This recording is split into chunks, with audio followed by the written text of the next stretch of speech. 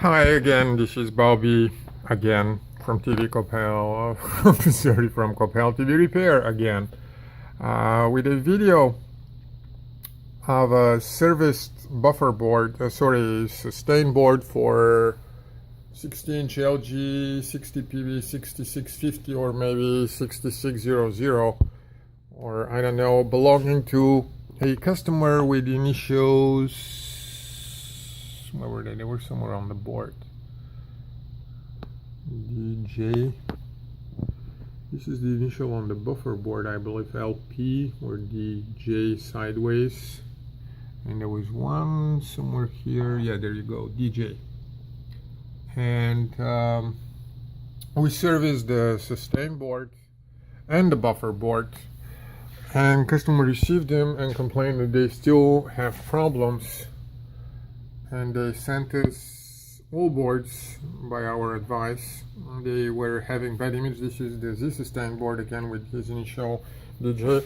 And I am not including in this video their lower buffer board and the T-cone which they sent, because we were able to confirm the problem. The problem was on the Y-Sustain board, and it's if I can, I will show you in a, I hopefully will be able, I might have to pause what the problem was and have a word about it,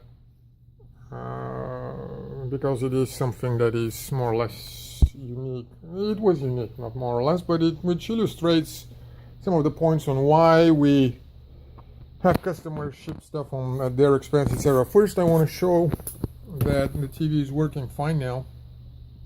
I'm not showing the other two boards because, again, the problem why the picture was bad was in the Y-Sustain boards. In the Y-Sustain board, it was a component that was damaged, whether by us when we were removing it or handling it, whether by the customer when he was installing it. Image is good now. And there was one SMD component. I'm gonna pull that up, and if I can, I don't know if I will can, because that's a tough board to uninstall, and I will need both hands, and I'll have to be calling somebody to help me with that, and I'm not used to calling people to help me. I'm sorry for the mumbling, but I just want to show it was a very small transistor at the back. It was literally torn, and it took me a good 2 hours to find it, because that's not something that I've seen before. I had to get in a particular circuit that I have not seen before, find out what it does, how does it do it, why, and I was frankly lucky to be able to find it. If you're honest, it's not easily visible. Once you get to it, of course you see it well, and I was thinking of making a picture back then, but since I wasn't sure whether this was something that we caused while dismantling the board, for example, or whether that was the original problem, I did not make a video or picture of it until I replaced that transistor. And the whole thing after that worked again. I just want to show the customer what it is. So what I wanted to say is, I don't know who damaged it. It may have been us. It may have been the customer. And of course, naturally, probably everybody's thinking that it was the other side. I don't know if I will be able to. And I don't want to grab those here because they may still be charged and it wouldn't feel nice. So I'll just okay, let's do it a different way, slightly better. You see those small ears here? I believe they're done so that one can get something like a screwdriver and, turning sideways, nicely detach the boards without damaging them.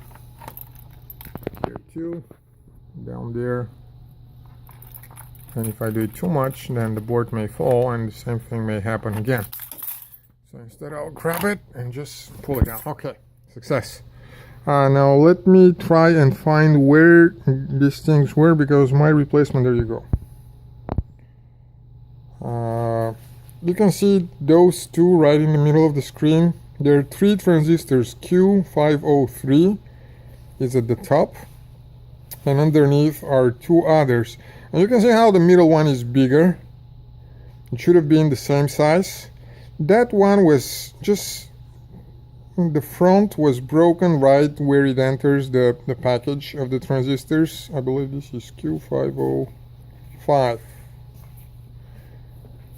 And the second one is the third one at the bottom is Q504, according to what can be seen here. So the middle one was just detached. Both legs were twisted at the back and detached. When I tried to straighten and solder them, it turned out the one on the front was totally broken. So I had to find out what transistor this is, and I couldn't. I found out what type it is, and I went for a replacement on a wild guess, and it is working fine. So that was the problem. So somebody, and the only thing that this will teach anybody, I guess, is things like that happen. We don't know who broke it. It may have been us, it may have been the customer. This is what warranty repair is for. And because we don't know who did it, and because many times we receive boards, I just uploaded another video on YouTube to a customer who returned a board that just worked right out of the box. Many times people send us back boards that either do work fine or they have a problem like this where you don't know whose problem it is. Shipping does cost, and the most fair way of handling those things that we found is we just split the shipping costs. Company pays in one direction, customer pays in the other. That means that there are times where somebody will not pay what they have to, but it makes the whole thing more predictable and more reliable. And if I had a way of knowing for sure when there is a problem in a way that neither side can argue with and say, you know, you're just making that up because you can, then I would. And I will make the party that's responsible for any extra additional costs pay for that. Which ironically puts me in the position of eBay, who says the exact same thing in their problem resolution, that they tend to resolve always, or almost always, heavily in case of the customer. That's how it feels when you're a vendor. But they tell me every time I find somebody who cares to talk to me more, that that's not the way they see it is. They try to do the best that they can, etc., which I don't agree with, but that's another story.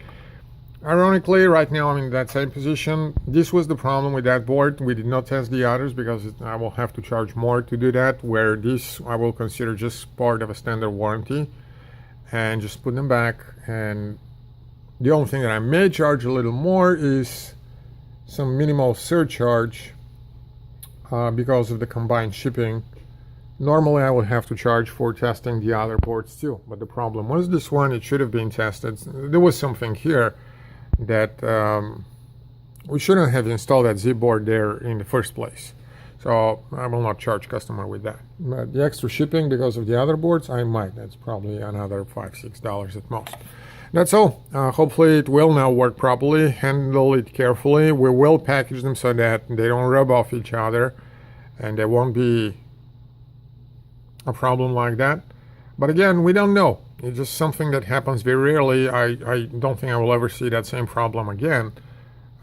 It was a good few hours of my time until I got to that. On our side, this whole, just so that you know, this whole repair is not making money. Just because I had to spend this time finding that unique problem, but it is what it is. That's part of the deal, and we go by it. Where, again, if you go on eBay, you have the freedom of not sticking by the deal because you can. Ain't it great? Thank you very much, and happy hacking.